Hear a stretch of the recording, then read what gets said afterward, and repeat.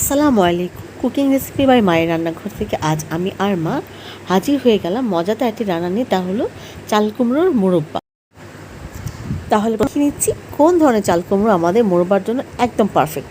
এই যে দেখতে পাচ্ছেন, এর উপরে লেয়ারটা সাদা সাদা হয়ে আছে, এটা হচ্ছে আমাদের পারফেক্ট আমাদের মুরব্বার জন্য চাল কুমড়ো। কিন্তু যেই লেয়ারটা দেখবেন উপরে গ্রিন কালার হয়ে আছে, সবুজ হয়ে আছে, সেটা কিন্তু আমাদের মুরব্বার জন্য পারফেক্ট নয়। আপনাদের দেখিয়েছি আমরা যে আমাদের আস্ত চাল কুমড়োটা আমরা মাঝখান থেকে এখানে জাস্ট ভাগ করে নিয়েছি। এখন আমরা কীভাবে করে এটাকে মুরব্বার জন্য চাকচাক করবো এটা দেখে নিন। হ্যাঁ, ঠিক মাঝখান বরাবর যে নরম যে শ্বাস জায়গাটা আছে, ওটাকে আমরা আস্তে আস্তে খুঁড়ে খুঁড়ে মাঝখান থেকে আলাদা করে ফেলবো। হ্যাঁ, মাঝখান থেকে সুন্দর করে পরিষ্কার করে নিয়েছি আমাদের চাল কুমড়ো অংশটি। এখন ছুরিতে বড় চাল কুমড়ো ছুরিতে সমস্যা হচ্ছে, আমরা পরে বটি দিয়ে করছি, আপনারা চাইলে ছুরি দিয়ে শেষ করতে পারবেন। মুরব্বা আমাদের চাল কুমড়ো পিসগুলো একটু গোল গোল করে করতে হবে, যার কারণে আগে আমরা স্কোয়ার শেপ করে দিচ্ছি। স্কোয়ার শেপ করে তারপর দেখুন কি সুন্দর করে আমরা এরকম গোল গোল করে নিচ্ছি। হ্যাঁ, আমরা এমনভাবেই জাস্ট এরকম চারকোনা বা এরকম চাকচাক গোল গোল করে চাকচাক করে আমাদের টোটাল চাল কুমড়োগুলোকে আমরা এরকম কেটে এরকম একটু ভিজিয়ে রেখেছি। দেখুন, আমাদের মোরব্বার জন্য চাকচাক করে কেটে রাখা চাল কুমড়োগুলোকে আমরা এরকম একটি কাঁটা চামচ দিয়ে চারপাশ থেকে কেটে নেব।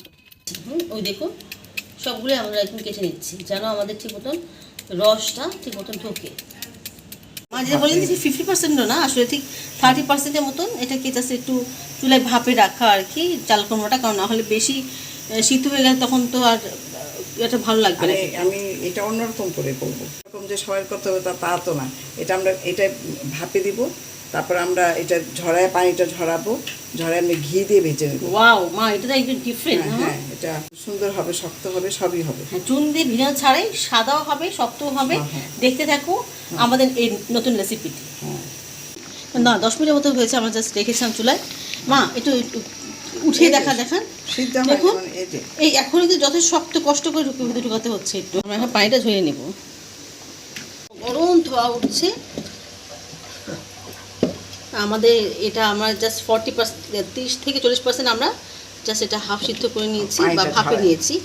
কুমড়াটা ঠান্ডা হয়ে গিয়েছে। আমরা এখন চাল কুমড়াটা জাস্ট হালকা হাতে মা চিপে নিয়ে, জাস্ট একদম সিম্পল, দেখুন হালকা হাতে চেপে নিয়ে আমরা কিন্তু এখন এই যে এখানে রেখে দিচ্ছি। এখন মা একটু ঘি প্রায় 1 টেবিল চামচ দিয়ে এক্ষেত্রে আমরা সুন্দর করে আমাদের চাল কুমড়োটাকে ভেজে নেব। মা এখন আমাদের চাল কুমড়োটা দিয়ে দিচ্ছে। মা যেটা বলছিলেন যে শুনলেন যে চাল কুমড়ো একটা গন্ধ থাকে, ঘিয়ে যখন আপনি ভেজে দেবেন তখন খুব সুন্দর গন্ধ আসবে। মা কিন্তু খুব সুন্দর করে ঘি দিয়ে ভেজে নিচ্ছেন।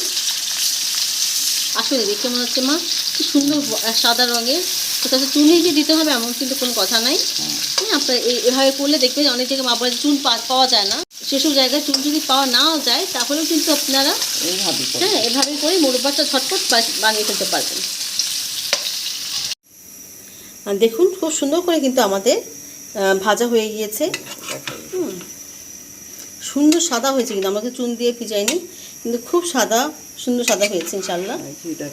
ঘি দিয়ে ভাজা হয়ে গেল, আর সাথে এলাচ ছিল, মা কিন্তু দারচিনি ব্যবহার করেনি, এলাচ দিয়ে ঘি দিয়ে মা ভেজে নিয়েছেন। এখন আমাদের পর্ব হচ্ছে শিরা পর্ব। যেটা বলছেন এরকম 4 কাপ বা 5 কাপ মগের মধ্যে পানিতে আমার 3 মগ চিনি আমরা দিচ্ছি। হ্যাঁ, প্রায় 2/3 কাপ বা 2/3 ভাগ চিনি দেওয়া হবে শিরা করার জন্য, যেটুকু পানি দেওয়া হবে তার। মা এলাচ, দারচিনি আর তেজপাতা মা দিচ্ছেন এই শিরাতে সুন্দর গন্ধ হওয়ার জন্য। আমাদের শিরার কালারটাও সুন্দর হয়েছে। এটা ময়লা পাশে জমা হচ্ছে, আমার ফেনাগুলো ফেলে দিচ্ছেন। হ্যাঁ, আপনার ফেলে দিবেন, এটা হচ্ছে চিনির ময়লা। এখন আমরা আমাদের এই শিরার মধ্যে, শিরা কিন্তু ঘন করিনি আমরা, হ্যাঁ, জাস্ট বলক আসার পরে আমরা আমাদের শিরার মধ্যে আমাদের ভেজে রাখা চাল কুমড়োগুলো দিয়ে দিচ্ছি। আর চুলার জাল থাকবে সবসময় কিন্তু হাই। না বলছেন, দেখো আমরা কিন্তু চিনিতে এই আধা চা চামচের মতন আমরা বেকিং পাউডার দিয়েছি। তো দেখুন কি সুন্দর লাগছে আমাদের চাল কুমড়ো সুন্দর করে ফুলে যাচ্ছে। আপনাদের বড় উদ্দেশ্য হচ্ছে যেন আপনারা মার পুরো ফলো করে যেন কমপ্লিট সৌন্দর্য আপনারা পেতে পারেন এবং একই রকমই যেন হয়, কোনো লুকোছাপা নাই। মা বলছে কিছু আমরা ঝোল করবো, কিছু আমরা শক্ত রাখবো। শক্ত করবো, একটু ঝোল ঝোল করবো। কিন্তু এখন এই শিরার মধ্যেই আমাদের চাল কুমড়োর যে টুকরোগুলোকে সিদ্ধ করে নেব। দেখুন মাশাআল্লাহ কি সুন্দর হয়েছে মা, একদম গোল গোল হয়ে ফুলো ফুলো হয়ে গেছে, সাদা সাদা, আর কি সুন্দর লাগছে মাশাআল্লাহ। হ্যাঁ মানে টুস রসে টুস টুস করছে। মা আমরা কখন নামাবো? অর্ধেকটা আর বাকিটা শুকনা করবো। আচ্ছা মানে মা আমরা কিছুটা করছি একটু ড্রাই মোরব্বা করবো মা, আর একটা করবো হচ্ছে মা একটু রসে মোরব্বা করবো। খুব সুন্দর লাগছে। আমরা হয়তো মা আর হয়তো 10 মিনিট পরে নামাবো না মা? এটুকু আমরা মাত্র যে চুলো এখান থেকে আমাদের শিরা থেকে মা উঠিয়ে রেখেছেন, এগুলো আমরা ড্রাই মোরব্বা করবো সেজন্য। হ্যাঁ তো অল্প আছে মা, এটাকে ড্রাই করে ফেলবেন।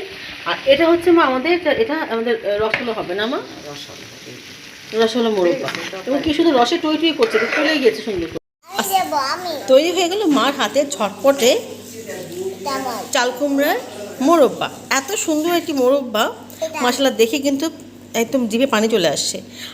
এরকম মজাদার, এরকম রসালো মোরব্বা দুধের সাথে বা খালি বা মেহমানদারিতে তো জুই মারা ভাত আর বা রুটি দিয়ে পরোটা দিয়ে অসাধারণ। আর আপনারা যদি এর গন্ধ পেতেন যে এত সুন্দর ঘিয়ের একটা গন্ধ আসছে, তাহলে আজ এ পর্যন্তই। এরকম ঝটপট হাতে মার বিভিন্ন রান্না নিয়ে আমরা আবার যখন তখন হাজির হয়ে যাব। তাহলে আপনাদের সবার অনেক অনেক সুস্বাস্থ্য কামনায় আর অনেক অনেক ভালো কামনায় আজ আমি আর মা বিদায় নিচ্ছি। আল্লাহ হাফিজ। আসসালামু আলাইকুম।